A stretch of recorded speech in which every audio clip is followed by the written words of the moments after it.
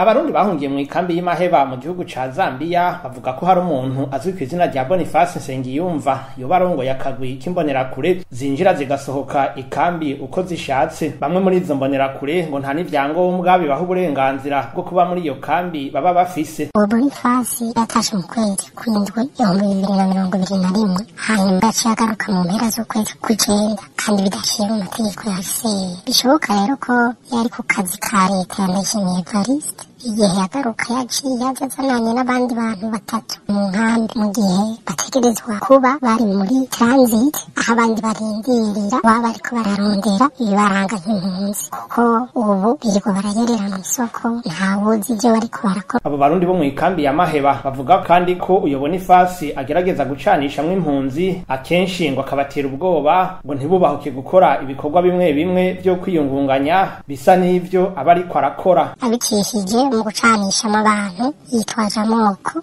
ngo bikunde ingene asambura umuryango w'Abarundi wari usanzwe wiyubatse. Ibyo binaniranye yaciye yimukira kundi mugambi wo guhohotera no gushaka kunyaga abantu kubera ko yarasanzwe uwo Boniface akinisha akazina abandi bantu bose bazifise acarabi mu burenganzira bwo kuzikinisha acababwira ko ari we wenyene afise uruhusha rwo gukinisha iyo kazino. Mu gihe uyo Boniface Nsengiyumva agira uruja n'uruza mu ikambi na bagenzi we ataruhusha babifitiye, abo Barundi basaba leta ya Zambia n'ishirahamwe HCR gukurikirana ico uyo muntu akora kuko inyifato yiwe iteye amakenga izindi mpunzi.